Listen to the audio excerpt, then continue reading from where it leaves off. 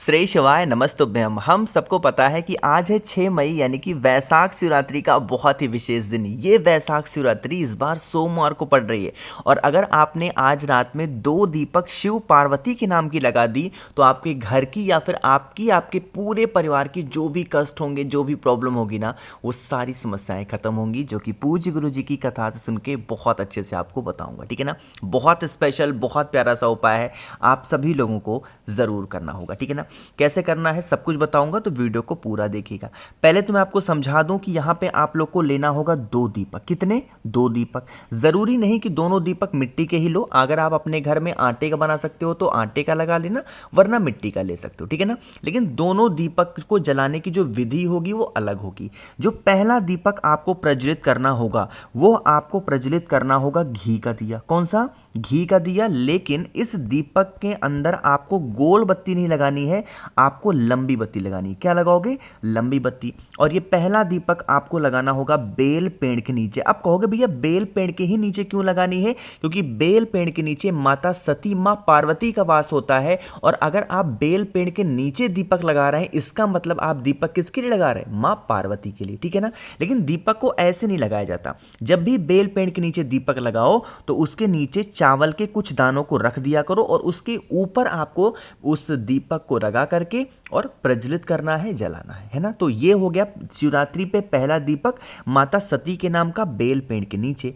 जो दूसरा दीपक आपको लगाना होगा वो भी आपको लगाना होगा, मन है मिट्टी का लगाओ, मन है आटे का, लेकिन यहां पे जो लगाने की विधि होती है वो बदल जाती है। हमेशा बेल पेड़ के नीचे लंबी बत्ती का दिया और भोले शंकर के नाम का अगर दीपक आप लगा रहे हो तो कौन सी बत्ती लगेगी? गोल बत्ती का दिया। लेकिन इसमें क्या पड़ेगा? इसमें भी आपको घी ही डालना है। सेम काम करेंगे। धरती माता के ऊपर डायरेक्ट अग्नि को नहीं रखते हैं, आपको इसके नीचे क्या करना है? अनाज के कुछ दाने, चावल, गेहूं, कुछ भी आपको रख देना है और प्रज्वलित कर देना। अगर जो भी इंसान वैशाख की मासिक शिवरात्रि पे इन दोनों दीपकों को बड़ी ही सच्ची श्रद्धा, सच्ची भक्ति के साथ लगा देते हैं तो जीवन की जो तकलीफें होती हैं उनकी या फिर उनके पूरे परिवार की, वो सारे कष्ट खत्म हो जाते हैं। ठीक है ना। करना ज़रूर सभी लोग। तो यहाँ पे हम लोगों ने पहले उपाय की तो बात कर ली है, आगे बढ़ लेते हैं इस वीडियो के हम लोग अपने दूसरे उपाय की तरफ। ठीक है ना। अब दूसरा उपाय गमले को दे करके आपको लग गया होगा कि उपाय हमें कहाँ पर करना है। आपको यह उपाय अपने घर में करना है, कहीं भी घर से बाहर निकलने की ज़रूरत नहीं है, अपने घर पर करना। तरीका समझो, कहाँ पर करोगे, कैसे करोगे। आपको क्या करना है, अगर आपने इस उपाय को कर लिया पूरे मन के साथ में तो आपकी जो भी इच्छाएं होंगी, जो भी विशेष होंगी, वो इच्छा आपकी पूरी जरूर होगी। ठीक है ना। क्या करना है, आपको अपने घर में ही जो भी गमला पसंद हो, ठीक है, तुलसी माता का गमला छोड़ करके जो भी गमला आपको अपने घर में अच्छा लगता हो, उस गमले में एक आपको पार्थिव शिवलिंग उसी गमले की मिट्टी से बनाना है। लेकिन नियम यह है कि देखो, जब पार्थिव शिवलिंग जो होता है उसमें बहुत सारी चीजें होती हैं। एक तो ये शिवलिंग होते हैं, एक तो इसमें जलाधारी ऊपर से नीचे ये सब बना होता है। आपको क्या करना है, जब आप गमले के अंदर बनाओगे गमले की मिट्टी से पार्थिव शिवलिंग, तो सिर्फ आपको ये लिंग के फॉर्म में ही बनाना है, सिर्फ इतना बनाना है। पूरा आपको जलाधारी वगैरह बनाने की जरूरत नहीं है, सिर्फ आप इतना बनाओगे। ठीक है ना।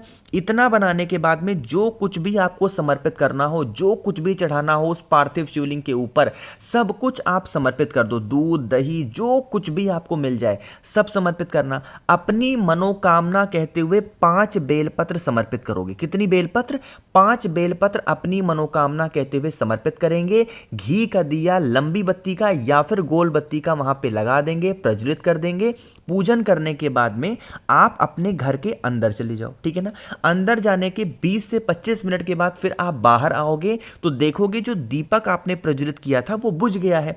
बुझने के बाद में उसी गमले के अंदर उस पार्थिव शिवलिंग का जो विसर्जन होगा आपको कर देना है। ठीक है ना।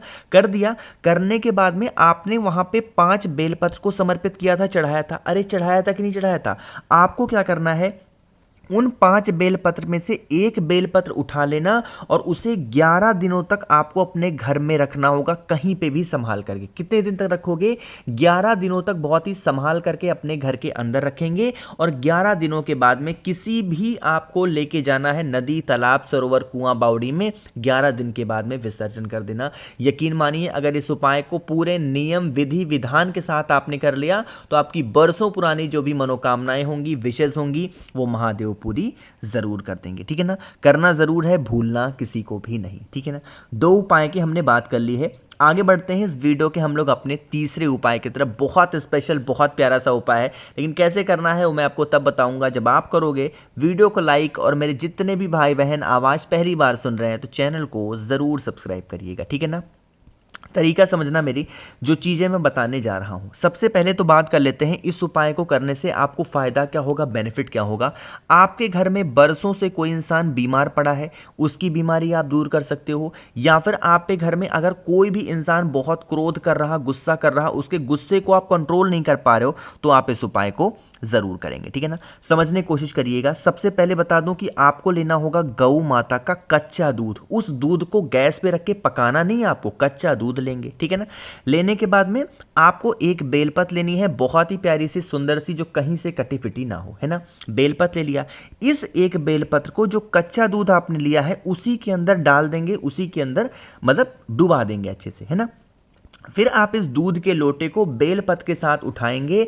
जितने भी कमरे हों आपके घर में, वहां पर आपको कुंदकेश्वर महादेव, कौन से महादेव, कुंदकेश्वर महादेव के नाम से एक बार घूम लेना। है ना, घूमने के बाद में क्या करोगे, जो इंसान आप पे घर में क्रोध करता है या फिर जो इंसान आप पे घर में बहुत दिनों से बीमार है, उसके हाथों से एक बार टच कराएंगे, एक बार स्पर्श करा लेना। है ना, स्पर्श कराने के बाद में आप इसको उठाएंगे, भोले शंकर के शिवलिंग के पास जाएंगे। यहाँ पर देखो, इस उपाय को करने का एक नियम है और उसके लिए टाइमिंग निर्धारित की गई है। या तो आप इस उपाय को दोपहर में, ठीक दोपहर में 12 बजे करेंगे। फिर से बोल रहा हूँ, ठीक दोपहर में 12 बजे या तो आप इस उपाय को करेंगे, या फिर शाम को 6 बजे से लेकर के और 7 बजे के बीच में उपाय करना। ठीक है ना, यानी कि प्रदोष काल के आसपास के टाइम पे करेंगे।